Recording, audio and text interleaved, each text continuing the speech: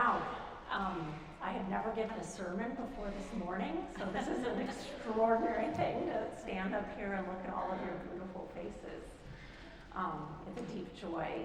And thank you so much to Leanne and Josh and Rob for helping make this happen and trusting me to be up here. I feel trusted. I'm so thankful that my mom, Cynthia Riley, and stepdad, Dave Riley, go to this church. I think you all have found the fountain of youth and the elixir of happiness. And I take great solace in this community. And I have a heavy heart today. I'm thinking about Renee Good. And she was a woman from Colorado Springs, an artist, a queer person, a Christian. And so I want to dedicate this service to Renee Nicole Good. And I'm going to read the final stanza of her poem that earned her a place in 2020 in the American Academy of Poets. Now I can't believe that the Bible and Quran and Bhagavad Gita are sliding long hairs behind my ear like Mom used to, and exhaling from their mouths, make room for wonder. All my understanding dribbles down the chin onto the chest and is summarized as, life is merely to ovum and sperm, and where those two meet, and how often, and how well, and what dies there.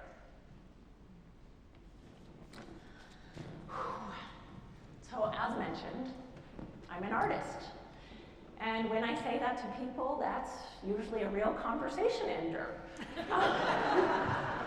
Probably in some ways like when I say, I grew up Christian in Colorado Springs. If you know what it was like in the 90s here, you get it. There are so many preconceived notions and false assumptions. And while no one has blamed an artist nationalist movement for electing a fascist or oppressing countless people, bravo to all of you for dispelling those myths about Christianity, by the way. People always assume that artists are maniacally working or dramatically dreaming in their studios, smoking cigarettes and guzzling wine, and dreaming of wackadoodle ways. I was thinking in my pocket, wackadoodle ways of becoming rich and famous. And while I don't smoke or drink, and I don't have a studio, and I do spend an incredible amount of time in meetings and answering emails, I'm definitely not in this to get rich or famous. I feel incredibly privileged that I get to have a humble life that is led entirely by curiosity and creativity. I feel rich in opportunity. There is one stereotype about artists that is true. Artists can hustle. We can make something out of nothing. I live for the moment when there's a sudden tingling. I feel it in my face and underneath my sternum, like exploding glitter or the arrival of distant thunder. An idea filling my head, some inkling in my heart. No wonder the word inspiration also means to breathe in. It feels like a life force coming into my body, the seed of nothing becoming something. It is this constant becoming that intrigues me so much, and that has led me to seek parallels in the realm of science and spirituality. Most of my work for 20 years has been about rocks, how they have been formed, what people do with them, how they are mined, how they move, how we value them. I hang out with scientists and miners, and I spend as much time alone in rocky places as I can. This planet, from a geologic point of view, is as dynamic and changing as it ever was. It did not stop its rumblings and grumblings and earthquakes just to host a couple million years of complex life. And so I seek out place-based stories that give evidence of enduring transformation. We went to the Sea of Cortez for Christmas, and every time I go to a beach, I marvel that we don't see a failed or ground down mountain. We don't see a crumbled up pile of dead skeletons, even though that's what sand is. We appreciate the softness of the sand, It's a visible story of resistance and then release. So as I hang out with scientists, thinking about us living in this fleetingly balanced set of circumstances on a huge rock as it hurtles through space, I've become more and more curious about us humans, our communities, our souls. Pardon me if I approach society the same way I do rocks, but I'm deeply concerned for what is eroding: civility, compassion, dialogue. And I wonder what is accumulating: greed and wealth among the few, piles of suffering and injustice among the many. But what amazes me, really, really amazes me, is that there's always something emerging. New energies are taking form, and new energies clarify themselves every minute. Apoptosis is the biological principle that clears space for life. It is the elegant death mechanism that is programmed into almost every living cell. Although the word apoptosis shares a Sanskrit root, apa, with the word apocalypse, APA, it is not a messy, catastrophic, apocalyptic death. Apoptosis is the housekeeping of the cellular world so that death and rot do not accumulate and that new life can fill in the gaps. It is a mysterious thing that tells the tree to shed its leaves in the fall so that buds can emerge in the spring. It is the shedding of menstrual blood. Poetically, I see it in snake skins and toenail clippings and waking from dreams and all the other little things we allow ourselves to forget. In Hindu religions, there is the Vayu of Apana, the sacred energy release. It is the spirit of the bowels, the squeezing portal. Our culture and our economy are entirely built around the concept that we deserve what we want and that we are able to throw it away and be done with it when we're finished. We hide some of the most common and profound transformations. We are deeply afraid of loss, aging, trash, and poop. I just said poop in church.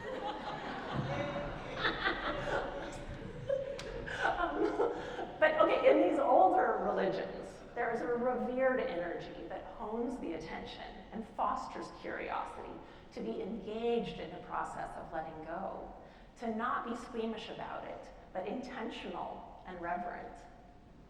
It's a little bit silly, but I've started putting buttholes on all of my sculptures to celebrate Apana, the apoptosis, the necessity of letting go. One of the things that I respect most about this church is how y'all don't shy away from very challenging topics, and maybe some words that don't happen in church very often. I've had my mind transformed by ideas that I've heard here about justice and resistance and identity. I am an asexual queer person, and I think this church gave me the confidence to come out. Just a little sidebar lesson: asexual people, you can call us aces, do not feel sexual attraction. It is different from being celibate or not having sex for circumstantial reasons. We belong fully in queer community because we are definitely not straight. And many aces still long for romance and companionship, and I'm definitely on the solitary end of that array. Being asexual is one of the most misunderstood on the sexuality spectrum, and even though I might not be gay, I've experienced some homophobia. People say to me, "I wish I could imagine you being happy someday." And I've had friends abandon me because they think I'm throwing away all relationships. It's been really sad. But it led me to realize this Appa energy, this profound letting go, is the most clarifying. While I stopped pretending I liked partnership or that I needed dedicated companions, I was not turning towards myself as I had been. I was making space for a new Nina to grow. I got rid of all kinds of superficial things: boyfriends, makeup, girly clothes, prettiness, thinness. And I also cleared my time of all the ruminating and futile hoping that maybe someday I would be different. And in that spaciousness, a me that I could have never foreseen has grown. When I consider this biological imperative to clear the decks, make space, let things die so that things can live, I can't help but think about solastalgia. Solastalgia is a newly coined psychological term identified in 2005. It comes from the combination of solace that is felt regarding home and the sensation of impending change, a remembrance and longing for that solace.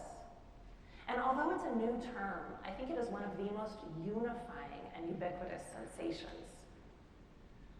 Solastalgia is a premonition of transition, a sense of grief from an anticipated future.